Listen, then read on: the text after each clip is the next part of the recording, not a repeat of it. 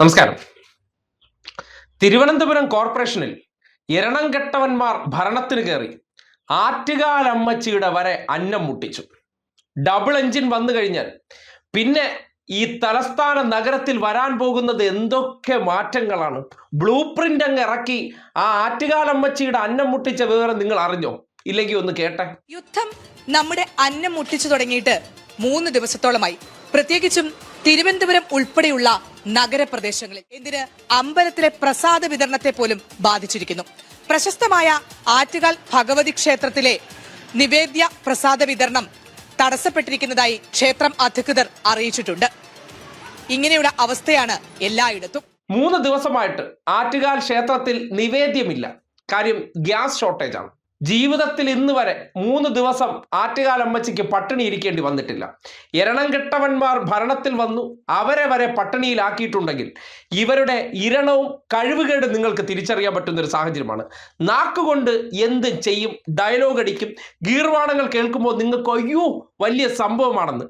ഒരു കസേരയിൽ കയറ്റി ഇരുത്തിയതിനു ശേഷം ഒരു ആറ്റുകാൽ പൊങ്കാല കടന്നുപോയി.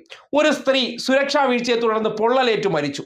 ഒരു ജീവൻ നഷ്ടപ്പെട്ടു. ആറ്റുകാൽ പൊങ്കാലയോടനുബന്ധിച്ച് നഗരം മുഴുവൻ മാലിന്യം കൊണ്ട് നിറഞ്ഞു. പൊങ്കാല എടുത്ത് നോക്കുകയാണെങ്കിലോ ചെളിക്കുളമായിരുന്നു, കുടിവെള്ള പ്രശ്നമായിരുന്നു. ഇപ്പൊ ഏറ്റവും ഒടുവിൽ ക്ഷേത്രം തുറന്നതിന് ശേഷം ആറ്റുകാലമ്മയ്ക്ക് നിവേദിക്കാൻ വരെ നിവർത്തിയില്ലാത്തൊരവസ്ഥ. ഇത് ആരുടെ കഴിവുകേടാണ്? നിങ്ങൾ തന്നെ പറ. ഇത്രയും കാലം ഉണ്ടാകാത്ത ദൈവങ്ങളുടെ സ്വന്തം ആൾക്കാർ വന്നാൽ പിന്നെ ഇവിടെ ഉണ്ടാകാൻ പോകുന്ന മാറ്റങ്ങളെക്കുറിച്ച് നിങ്ങൾ ആലോചിക്കുകയാണെങ്കിൽ ആറ്റുകാലമ്മ തന്നെ നിങ്ങളുടെ മുന്നിൽ കാട്ടിത്തരികയാണ്. ഇത്രയും എരണം കെട്ടവന്മാർ ഈ ഭൂമിയിലില്ല, ഇവരെ വിശ്വസിക്കരുത്, ഇവർ എന്നെപ്പോലും പട്ടിണിക്കിട്ടവരാണെന്ന് കാണിച്ചു തരികയാണ്. ഇനിയെങ്കിലും നമ്മുടെ നാട്ടിലുള്ള മനുഷ്യർക്ക് ചിന്താഗതി ഉണ്ടാകണ്ടേ? വിശ്വാസവും ദൈവങ്ങളുടെയും കാര്യങ്ങൾ പറയുമ്പോൾ ദൈവങ്ങൾ വരെ അസംതൃപ്തരാണ്. ദൈവങ്ങൾക്ക് പോലും കൃത്യമായിട്ട് ആഹാരം കൊടുക്കാൻ ശേഷിയില്ലാത്തവരാണ് നാട്ടുകാരുടെ കാര്യങ്ങൾ ചെയ്തു കൊടുക്കൂ എന്ന് പറയുന്നത്. അതായത് ഏറ്റവും അത്യാവശ്യമായിട്ട് അമ്പലം, വിശ്വാസം, ഞങ്ങളാണ് ക്ഷേത്രങ്ങളുടെ ആളെന്നാണ് പറയുന്നത്.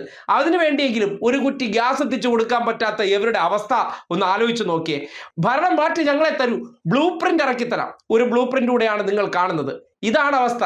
വീടുകളിൽ പോലും മാനവും മര്യാദയ്ക്ക് ഒരു കാര്യവും ചെയ്യാത്തവർ, കല്യാണം കഴിച്ച അമ്മാവന്റെ സ്വത്ത് കൊണ്ട് സമ്പന്നനായിട്ട് വലിയ കാറിലും വലിയ ടിപ് ടോപ്പിലും നടക്കുന്ന ഇതേ സമ്പന്ന മുതലാളിമാർ നിങ്ങൾക്ക് ഏതെങ്കിലും തരത്തിൽ, ഈ നിങ്ങൾക്ക് എന്ന് പറഞ്ഞാൽ ഈ പാവപ്പെട്ട പിന്നോക്കക്കാരായിട്ടുള്ള മനുഷ്യർക്കൊക്കെ എന്തെങ്കിലും വാരിക്കോരി തരുമെന്ന് നിങ്ങൾ വിചാരിക്കുന്നുണ്ടെങ്കിൽ അതൊക്കെ വാചാടോപം മാത്രമാണെന്ന് മനസ്സിലാക്കിക്കോളൂ. അല്ലെങ്കിൽ ഇവർ പറഞ്ഞിരിക്കുന്ന കാര്യങ്ങൾ ഇവർ പുറത്തിറക്കിയ ബ്ലൂ പ്രിന്റ് വെച്ചിട്ടൊക്കെ ആണെങ്കിൽ നഗരത്തിൽ ഇപ്പോൾ ഡബിൾ എഞ്ചിൻ ഭരണം ഇരിക്കുമ്പോൾ ആ ഗ്യാസ് ഷോർട്ടേജ് നഗരത്തിലെങ്കിലും അറിയാതിരിക്കണ്ടേ? കാര്യം ഞങ്ങളുടെ കേന്ദ്രത്തിന്റെ സ്വാധീനം വെച്ച് ഞങ്ങൾ ഇവിടെ മുഴുവൻ ഇതാ ഗ്യാസ് ഇറക്കി വിതരണം ചെയ്യുന്നത് കണ്ടോ, ഇതാണ് ഞങ്ങൾക്ക് അധികാരം കിട്ടിയാലുള്ള ഗുണമെന്ന് ഇവർക്ക് പറയാൻ പറ്റില്ലായിരുന്നോ?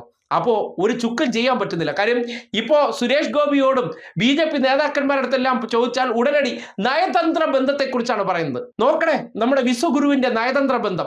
ഇത്രയും ഷോർട്ടേജ് ഉണ്ടായിട്ടും ഒരു ചുക്കും ചെയ്യാൻ പറ്റുന്നില്ല. ഈ ക്യാമറ ഫോട്ടോഷൂട്ടിനപ്പുറം നിങ്ങളുടെ മുന്നിലേക്ക് ഇറക്കി വിടുന്ന പല PR തള്ളലുകൾക്കപ്പുറം ഒരു പ്രതിസന്ധി വന്നാൽ ഈ നാട്ടിലെ ജനങ്ങൾ ഇവിടെ പശ്ചിമേഷ്യയിൽ നടക്കുന്ന യുദ്ധം കൊണ്ട് നമ്മൾ പട്ടിണി കിടക്കേണ്ട അവസ്ഥയിൽ കാര്യങ്ങൾ എത്തുമ്പോൾ ഈ ഡബിൾ എഞ്ചിൻ എന്നൊക്കെ പറഞ്ഞു കഴിഞ്ഞാൽ വെറും ഗ്യാസ് ആണ്, ഊതിപ്പെരിപ്പിച്ച ബലൂണുകളാണ്. ഒരു നഗരത്തിലെ പ്രധാനപ്പെട്ട ക്ഷേത്രത്തിലെ നിവേദ്യം പോലും മുടക്കുന്ന രീതിയിലേക്ക് കാര്യങ്ങൾ എത്തിയിട്ട് ഒരു ചുക്കം ചെയ്യാൻ പറ്റാത്ത ഒരു ഭരണകൂടം നഗരസഭയിൽ ഉണ്ട് എന്ന് പറയുന്നത് നാണക്കേടാണോ ഇല്ലയോ? നിങ്ങൾക്ക് കൂടി ചിന്തിക്കാൻ പറ്റുന്ന ഉദാഹരണങ്ങൾ ആറ്റുകാലമ്മ തന്നെ ഈ നാടിന് മുന്നിലേക്ക് കാണിച്ചു തരികയാണ്.